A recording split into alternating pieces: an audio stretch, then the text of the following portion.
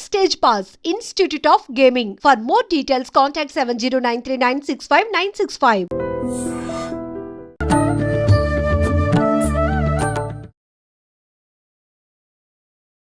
నమస్కారం, welcome to I dream. ధర్మ మార్గం విత్ విజిత కార్యక్రమానికి స్వాగతం. ప్రస్తుతం నా ముందరున్న వ్యక్తికి పెద్దగా పరిచయం అక్కరలేని మనిషి అని చెప్పొచ్చు.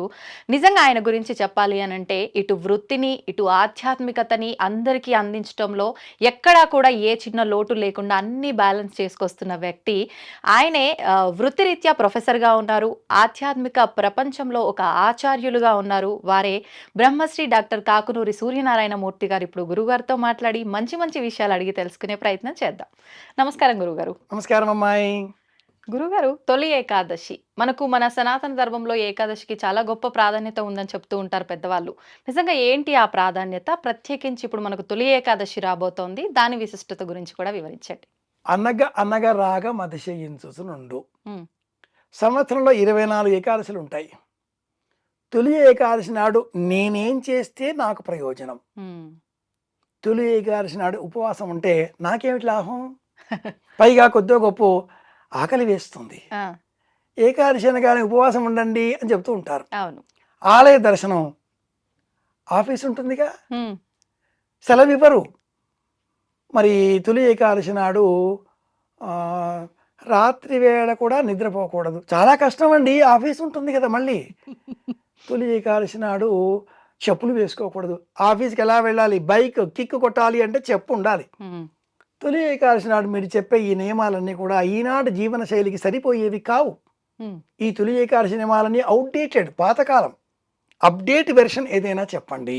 క్వశ్చన్ మాదే, ఆన్సర్ మాదే, తేల్చేసుకోవడం కూడా మాదే అంటూ ఉంటారు. ఇది ఈఎంఐ కాదు తల్లి, లోకంలో అందరూ కూడా అలాగే ఉన్నారు. మాకేమిటి? అవునవును, ఎస్, నిజమే. శరీరం అంతా కూడా మట్టి రాచుకొని స్నానం చేస్తే మృత్తికా స్నానం అని ధర్మశాస్త్రం చెబుతుంది. అబ్బే మాకు అక్కర్లేదండి, తొక్కల పుస్తకాలు అంటారు. మడ్ బాత్ అంటే మనం కౌలాలంపూర్ వెళ్ళి లేదా మలేషియా వెళ్ళి అలా మనం బురద రాచుకొని స్నానం చేసి వస్తాం. ఉపవాసం ఉంటే క్షేమం, పుస్తకాల్లో ఉంది. ఏకాదశి ఉపవాసం లాభం. ఏమో మీరేమో చెప్తూ ఉంటారు, అలా కాదు. 16 hours గ్యాప్ ఫాస్టింగ్, 16 గంటలు మీరు ఏం తీసుకోకుండా ఉండండి, మీకు ఉదరకోశం పర్ఫెక్ట్ అవుతుంది. 8 ప్యాక్ కావాలా? జిమ్కి వెళ్ళకుండా 6 ప్యాక్ తాత 8 ప్యాక్ తప్పకుండా వస్తుంది. ఉపవాసం ఉండండి, 16 hours పర్ డే.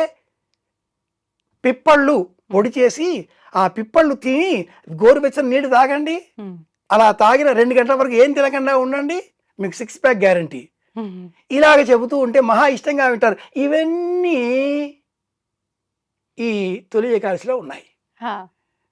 పాతకాలం వాళ్ళు కాస్త పాత కబుర్లుగానే చెప్పారు.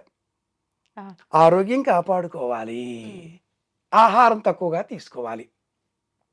మనిషికి రోగం కలిగించే అవయవం ఈ దేహంలో ఒకే ఒక్కటి. సకల రోగాలు ఆ అవయవం కారణంగానే వస్తున్నాయి. అదేంటి? నోరు. నోరున్నది కదా అని అన్నీ వేస్తూ ఉంటాం. మీయడంలాగా ఏదో పశువు దాణా వేసినట్టు, తోచక వేస్తున్నట్టు. బబుల్ గమ్ తినడంతో ఆరంభం చేసి చిక్కిలి మొదలుపెట్టి ప్రపంచంలో ఉండే డ్రై ఫ్రూట్స్ అన్నీ తినేస్తామన్నట్లుగా ఉపవాసం ఉంటే ఒక 24 చపాతీలు, ఒక 3-4 డజన్ల అరటిపళ్ళు, ఒక 20 ఏమంటారు మామిడి పళ్ళు సరిపోతాయండి పొద్దుటికి అనేవాళ్ళు ఉంటారు.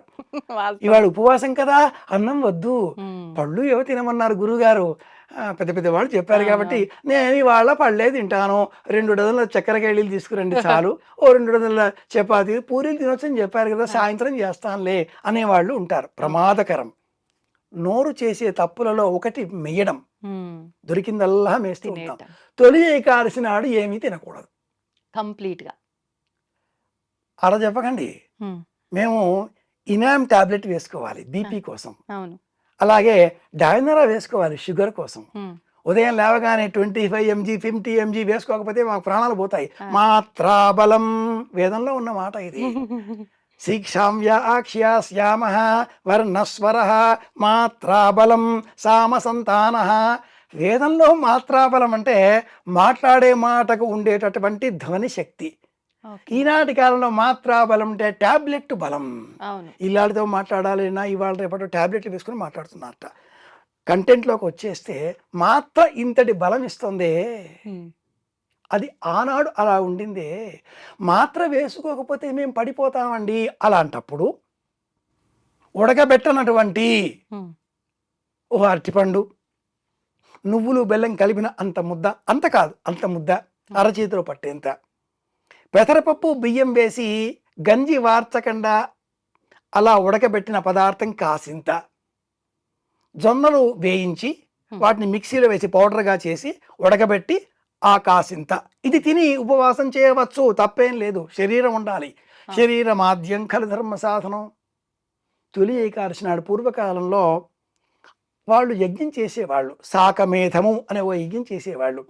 చైత్రం, వైశాఖం, జ్యేష్టం ఈ కాలాలలో ఎండలు బాగా కాసినందువల్ల భూమి బాగా మండిపోతుంది.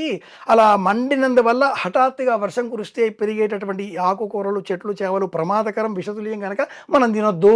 చాతుర్మాస్య వ్రత దీక్షలన్న పేరిట ఉపవాస వ్రతాలు ప్రారంభం చేస్తూ పీఠాధిపతులంతా కూడా ఒక చోట కూర్చొని ప్రవచనాలు చేస్తే మనం అంతా పోయి వినాలి. ఒక పూట అంత ఎంతో కొంత తినాలి, ఉపవాసాలు చెయ్యాలి. ఆషాఢ మాసం అమ్మాయిని అత్తవారిని పంపించేసేయాలి. తొలి ఏకాదశి దేనికి లేకపోయినా ఈ ఏకాదశి ఉపవాసం పాటించాలి. గుడికి వెళ్ళాలి. శరీరమే గుడి. దొబ్బుకుంటూ తోసుకుంటూ ఆ దేవాలయాల వద్దకు వెళ్ళి భక్తులను తిడుతూ టికెట్లు కొనుక్కుంటూ ఫోన్లు చేయిస్తూ ఎందుకు దేవుణ్ణి భయపెడతారు? దేవుణ్ణి భయపెట్టే పని చేయకండి. మీ ఇంట్లో దేవుడు లేడా? శరీరంలో ఈ ఆలోచన చెయ్యండి. గుళ్ళకి వెళ్ళి దేవుణ్ణి భయపెట్టే పని చేయకండి. శక్తి ఉంటే, అవకాశం ఉంటే ఎవరూ లేనటువంటి గుడికి వెళ్ళవచ్చు, అరుదుగా ఉండే చోటకి వెళ్ళవచ్చు. అక్కడ డివైన్ ఒక రకమైనటువంటి ఆధ్యాత్మిక వాతావరణం, నేచర్ ఉంటుంది కాబట్టి పొల్యూషన్ ఉండేటటువంటి ఆలయాల దగ్గరికి వెళ్ళకండి. తోటి భక్తులను హింసించకండి. ఉపవాసం ఇలా చేయండి. తొలి ఏకాదశి నాడు స్వామి నిద్రిస్తాడు. దేవుడు నిద్రించడం ఏంటి అని పక్క వాళ్ళు మనం వెక్కిరిస్తూ ఉంటారు. మెటబాలిజం, శరీరంలో ఉండేటటువంటి జీర్ణ మండల వ్యవస్థ, శరీరానికి సంబంధించిన సమతౌల్యత పాటించేటటువంటి వ్యవస్థ అది తగ్గుముఖం పడుతుంది, యాక్టివ్గా ఉండదు. ఎందుకని? అగస్త్యార్జ్యం కారణంగా అగస్త్య దర్శనం కావడంతో పగటి కాలం తక్కువ, రాత్రి కాలం ఎక్కువ అవుతుంది. దక్షిణాయన పుణ్యకాలం. అవును. పగటి కాలం తగ్గిపోవడంతో జీర్ణం కాదు ఇంకా. అవును. అందుకని సూర్యోదయం కంటే ముందే లేవండి, 3 గంటలకే లేచి కూర్చోండి, 8ంటికే పడుకోండి. మన వాళ్ళు పిచ్చాళ్ళే పెట్టల. ఋతుకాల ధర్మాలకు అనుకూలంగా మన పండుగలు ఉంటాయి. అలా స్వామి నిద్రిస్తాడు అంటే అర్థం మన శరీరంలో ఉండేటటువంటి చైతన్య శక్తి తగ్గుతుంది, యాక్టివ్గా ఉండం. ఆషాఢం, శ్రావణం, భాద్రపదం, ఆశ్వీజం, కార్తీకం ఈ 5 నెలలు స్లో అయిపోతుంది మన బాడీ. అందుకే ఈ 5 నెలలలో ఎన్ని పండుగలో. ఆషాఢం ఈ రకంగా ఉపవాసాలు, జాతరలో, శ్రావణం సరే సరి, భాద్రపదం గణపతి, ఆశ్వీజం దసరా, కార్తీక దీపాలు, ఉపవాసాలు అందుకే పెట్టారు. ఇది తొలి ఏకాదశి ఆరంభం, ఇనిషియేషన్ అంటాం, ప్రారంభం. ఆకుకూరలు మానేయండి, శ్రావణంలో పాలు తీసుకోకండి, భాద్రపదంలో పెరుగు మానేయండి, అలాగే ఆశ్వీజ కార్తీకాలలో పప్పు ధాన్యాలు తినకండి, జీర్ణం కాదు. మరి వేరేవి తినండి. మజ్జిగ, పెరుగు వద్దండి, మజ్జిగ తీసుకోండి. ఇలాంటి నియమాలతో ఉన్నవే మన పండుగలన్నీ. ఇది మర్చిపోయి మనం షార్ట్ కట్ మెథడ్ కావాలి కదా అంటూ సూక్ష్మంగా ఆలోచిస్తే భయపెట్టవద్దు. ఈనాటి కాలంలో అనేకులు ఈ మాధ్యమం ద్వారా మాట్లాడేటటువంటి బహురూప టీవీ వేష పండితులు భయపెడుతున్నారు. జనాలని భయపెట్టవద్దు, జ్ఞానం ఇచ్చే ప్రయత్నం చేయండి, వైజ్ఞానికంగా ఆలోచించండి. స్వామి నిద్రపోడు, చైతన్యం తగ్గుతుంది.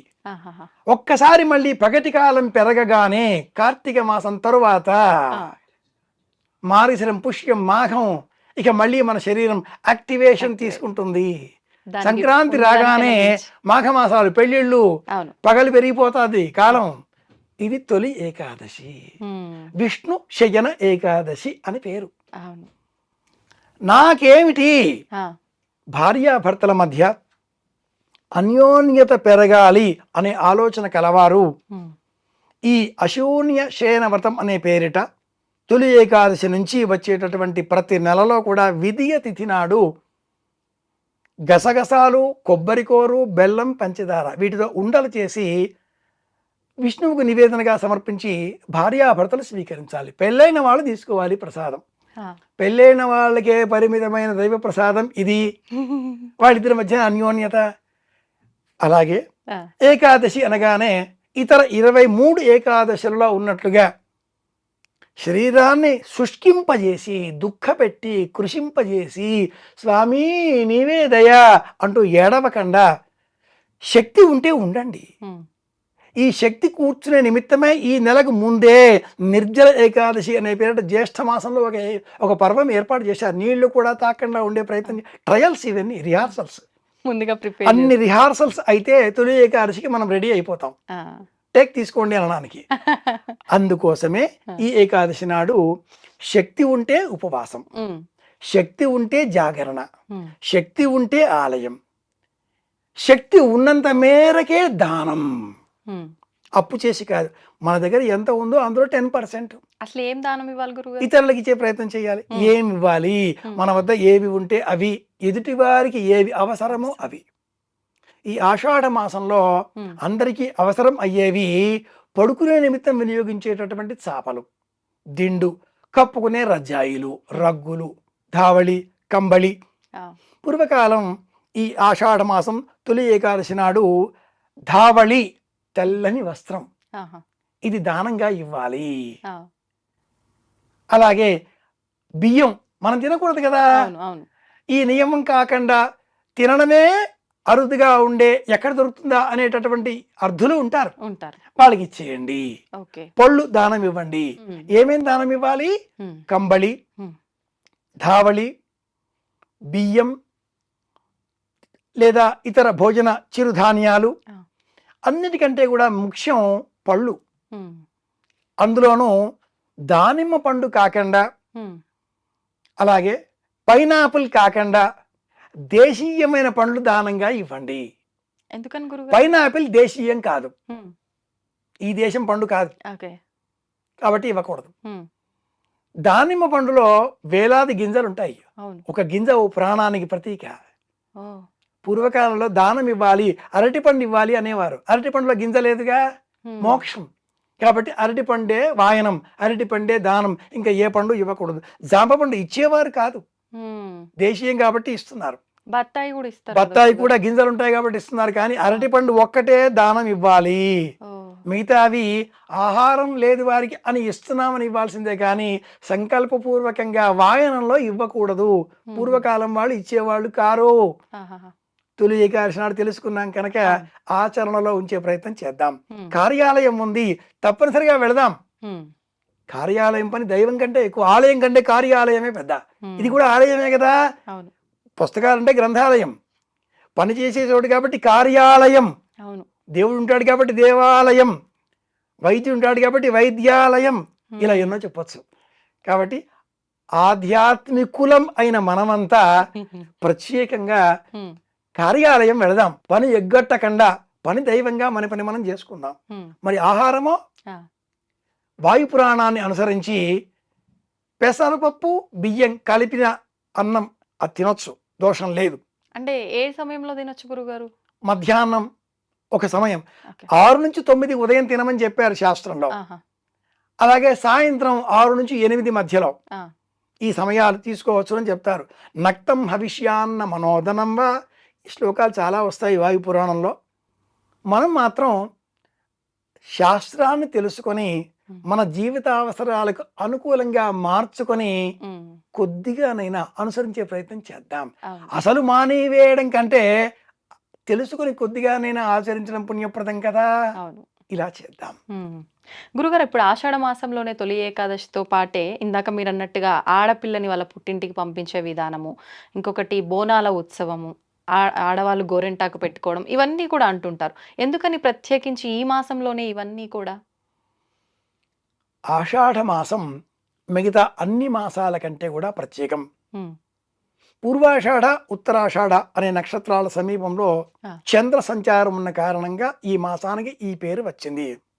ఇది ధనురాశికి సంబంధించిన నక్షత్రాలతో కూడుకున్న మాసం. పూర్వాషాఢ, ఉత్తరాషాఢ నక్షత్రాలు ధనురాశిలో ఉంటాయి.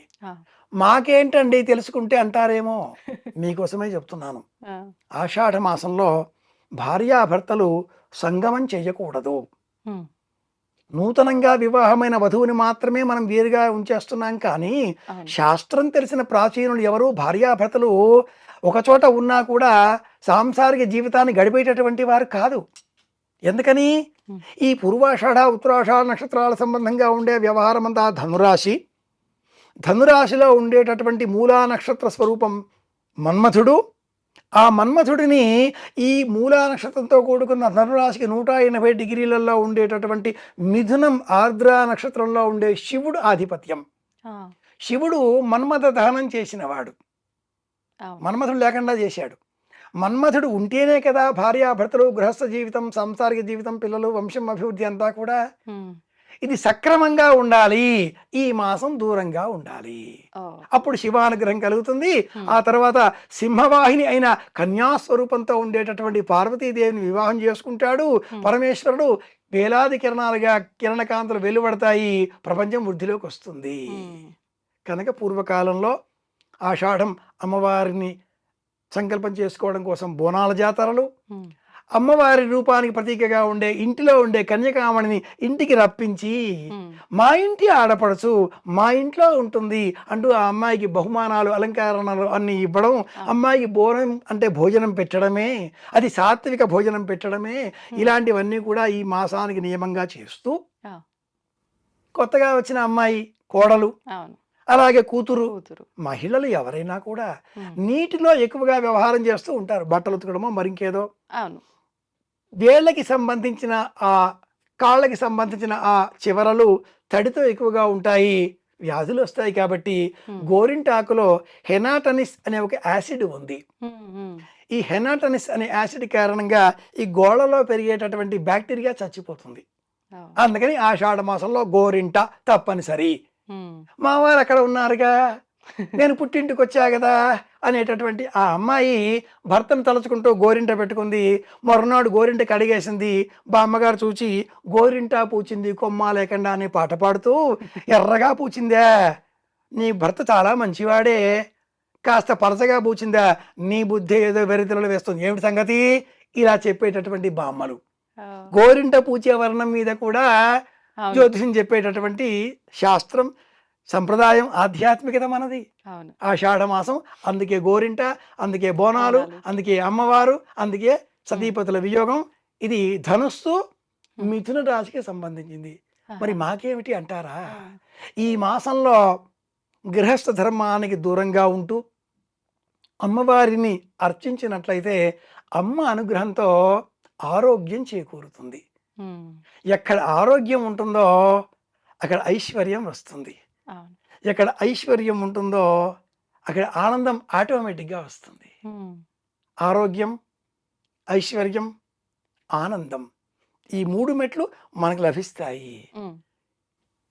గురుగారు, ఇప్పుడు మీరు బోనం అనగానే సాత్విక భోజనం పెట్టడం అన్నారు కదా, కానీ మనం ఇప్పుడు ఈ బోనాల ఉత్సవాలు ఇవన్నీ చూస్తే ఎక్కువగా జంతు బలులు, ఇవన్నీ సాకలు పోయటం, కళ్ళు సాక అని రకరకాలుగా చూస్తున్నాం.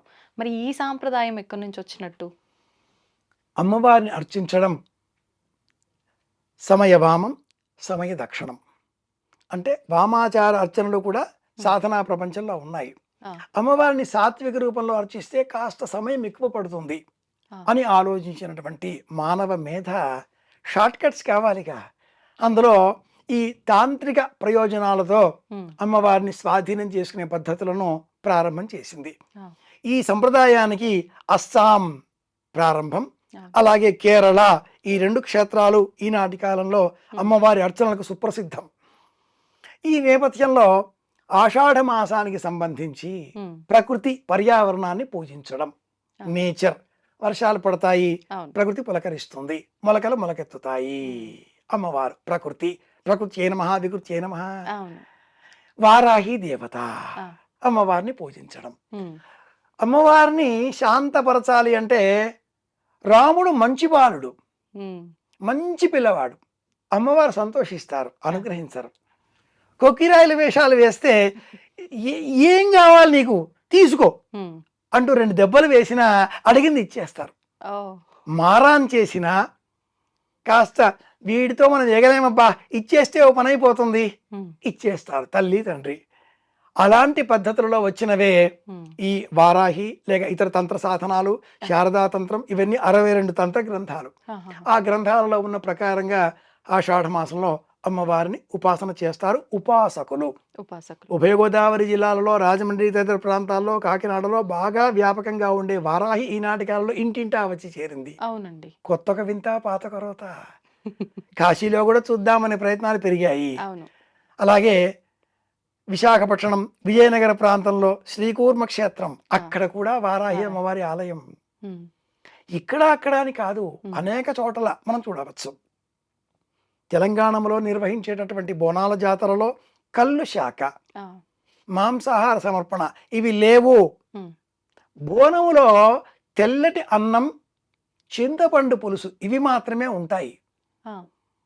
తెలియని కొందరు జానపదులకు సంబంధించిన సంస్కృతి కనుక మేమేం తింటామో అది అమ్మకు పెడతాం అనేటటువంటి ఆలోచన కలవారు అలా వీటిని కూడా సమర్పించడంతో ఈ పండగ అంటే ఇదే అనే అర్థం లోకంలో వ్యాపించింది. రాగి గ్లాసులో కొబ్బరి నీళ్లు పోస్తే అది కళ్ళు. అవునా? శాస్త్రం ప్రకారంగా రాగి చెంబులో కొబ్బరి కొట్టిన నీళ్లు, కొబ్బరికాయలో నీళ్లు పోసి తాము అగ్నివర్ణ అంతపసాజ్వలంతీం ఈ అనవాకం చెప్పడానికి ఓ నిమిషం పడుతుంది. నిమిష కాలంలో ఆ రాగి చెంబులో పోసిన ఈ కొబ్బరి నీళ్లు కళ్ళు వాసన వచ్చేస్తుంది, కళ్ళుగా మారిపోతాయి, విషతుల్యం అవుతాయి. ఆ నీటితో అమ్మవారికి శాంతింపజేయడం. అగ్ని జ్వాజ్వల్యమానంగా పెరుగుతూ ఉంటే అందులో నీళ్లు చిలకరిస్తే ఆ మంట ఇంకా పెరుగుతుంది. మజ్జిగ కలిపిన నీటిని పోస్తే ఆ మంట చల్లారుతుంది.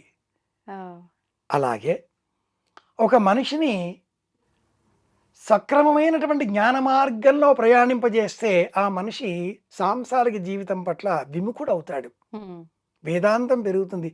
ఎందుకు ఈ ఇల్లాలు, ఆలుబిడ్డలు మాయ, అన్నదమ్ములు మాయ, సతులు మాయ, సద్గతులు మాయ, అచ్చ ఇవన్నీ ఏమవుద్దండి అంటాడు. అలా కాదు, వాడిని వెనక్కి తీసుకురావాలి.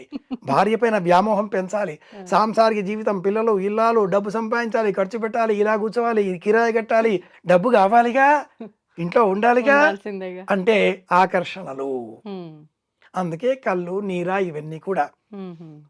చైత్ర వైశాఖ జ్యేష్ఠ మాసాలలో మండిపోయే ఎండలను శాంతింపజేసే నిమిత్తంగా తాటి చెట్లు, ఈత చెట్లు, గౌడ కులస్తులు అందించేటటువంటి శీతల పానీయాలు, కొబ్బరి నీరు, ఇవన్నీ శీతల పానీయాలు.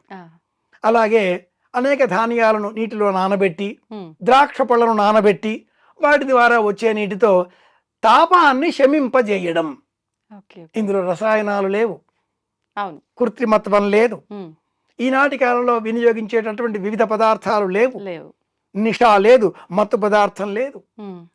ఇవన్నీ ఈనాటి వాళ్ళు మేము తింటాం కదా అమ్మవారి పేరు చెప్పి అనే క్రమంలో పోతున్నారు. ఇది తప్పు, ఇది దూష్యం, ఇలా చేయకూడదు. తెలిసిన తర్వాత చేయడం మానాలి, అంతే కదా. కానీ మనిషి మనసు ఎలాంటిది అంటే అటువైపు పోకూడదు, అటువైపే పోతుంది. ఇవి చూడకూడదు, అవి చూసేవారి సంఖ్య ఎక్కువ. ఇది తినకూడదు, ఆ వస్తువు ధర 800 నుంచి 1000కి పైగా చేరింది. అది మాంసాహారం కావచ్చు, శాకాహారం కావచ్చు. 1000 రూపాయల దాకా ఒక వస్తువు కిలో ఉంటే 20 రూపాయలు టమాటా కిలో దొరుకుతున్నప్పుడు మనిషి ఏ తినాలి? 1000 రూపాయల వస్తువా టమాటానా? నాలికకు లొంగిపోయి అటువైపే మరలుతున్నాడు. దొరుకుతుంది అంటూ వాదిస్తున్నాడు. వాదించడం పెరిగిన కారణం చేత వచ్చినవే ఈ తామసిక సమర్పణలు, కానీ శాస్త్రం ప్రకారంగా లేవు. శక్తి క్షేత్రాలలో వీటిని సమర్పించే విధానాలు వేరు. ఏ ఆలయానికి ఆలయం, ఆలయ ఆగమ ధర్మ నియమావళి ఒకటి ఏర్పడి ఉంటుంది కనుక వాటినే పాటిస్తుంది, అవే పాటించాలి. ఓకే గురుగారు, ఇప్పుడు అంటే విన్నాను ఒకసారి ఎవరో చెప్తుంటే కొన్ని క్షేత్రాల్లో కూడా ఇంతకు ముందర ఈ బలి సాంప్రదాయం ఇదంతా ఉండేది అని చెప్పి, అంటే ఇది కూడా అక్కడ ప్రాంతాల్లో వాళ్ళు మాకు నచ్చినట్టుగా దేవుడికి నివేదన చేస్తానే భావనతో చేస్తుందేనా, లేదంటే ఎలా అంటారు? ఒక 1000 ఏళ్ల కింద ఆలయాలు లేవు. చాళుక్యులు, పల్లవులు, చోళులు వచ్చే వరకు ఆలయాలు ఇంత నిర్మాణాలు లేవు. ఆలయాలలో కూడా గ్రామీణులు, పల్లీలు, కన్నప్పలు వారి తోచిన వ్యవహారాలు చేసేవారు. రాజకుమారి కన్నప్ప చూసాం, కృష్ణంరాజును చూసాం, ఈనాడు తిమ్మన్నని చూస్తున్నాం. ఎవరితో వాళ్ళదే. ఏది ఉత్తమం మన మనసు చెబుతుంది. పుక్కిట నీళ్లు పట్టుకొని చేతిలో కరుకు కొమ్మలు పట్టుకొని మాంసపు ముక్కలు కాల్చినవి అయ్యా శివయ్య తిను అంటూ అందించేటటువంటి భక్తుడు రాజకుమార్ కాలంలో. నోట పుడిసెల నిండా నీరు, చేతులు ఖాళీ లేవు కనుక అలా, అంతేగాని పుడిసెల నిండా నీరు పట్టుకొని గబగబా రన్నింగ్ రేస్తో పరిగి వచ్చేటటువంటి నేటి జీవనం ఇది. మనం మన విషయంలోనికే పరిమితం అవుతే భక్తి కాలాన్ని అనుసరించి ఉంటుంది. ఆలయంలో గ్రామీణులు, జానపదులు వాళ్ళు ఏవి తినేవో అవి అర్పించేవారు. క్రమేణా నాగరికత పెరగడంతో ఇండ్లలో చేసుకుని తీసుకువచ్చి సమర్పించేవారు. ఇంకా పెరగడంతో అక్కడ లభించే పదార్థాలు సమర్పించడం, పళ్ళు, సాత్విక ఆహారం, ఏమి తింటే మనలో ఏ గుణం మారుతుందో తెలిసిన తర్వాత వాటినే తినాలి అని చెప్పడం, అలా సంస్కృతిని మార్చుకోవడం కాలంతో వచ్చిన నియమం. వ్యవసాయం చేసే వ్యక్తి, క్షత్రియుడు మాంసాహారమే తినాలి, బుద్ధిజీవి సాత్విక ఆహారమే తీసుకోవాలి. ఒక వర్గం, ఒక విధానం ఇది. ఒక నియమానికి కట్టుబడి ఉండాలి. క్రమేణా ఆలయాలలో ఉండే ఆచారాలు ఎప్పుడూ ఒకే విధంగా ఉండవు. తిరుపతిలో లడ్డు తిరుపతి కాలం నుంచి ఉండేదా? 80 ఏళ్ల చరిత్ర మాత్రమే, అంతకు పూర్వం లేదుగా. అలా ఆ ఆచారాలన్నీ మారుతూ ఉంటాయి. ఆలయాలను సమర్పించే ఈ సాత్విక మాంస ఆహార నివేదనాదులు ఇవన్నీ కూడా మారుతూ ఉంటాయి. ఆత్మ సమర్పణ ఇది ప్రధానం. అద్భుతం గురుగారు, నిజంగా చాలా మంచి విషయాలు తెలియజేశారు. సమయం లేదు మనకి, ఇంకా మరొక ఎపిసోడ్లో మంచి విషయాలు మాట్లాడుకుందాం. ధన్యవాదాలు గురుగారు. శ్రీరామ జయం. శుభమస్తు. తవ్వుతూనే శివలింగం. సరే దాన్ని అట్లా కప్పేసేయండి, చూపించదండి. Krishna is there. మూర్తి పూజ కాదు, సాక్షాత్ బ్రజేంద్ర నందన భగవాన్ ఉన్నారు మూర్తిలో. ఏమీ ఆశించకుండా ఆరాధించే వాళ్ళు కూడా ఉన్నారా ప్రభుజీ? నిజమైన భక్తి అంటే మనకు తెలియదు కాబట్టి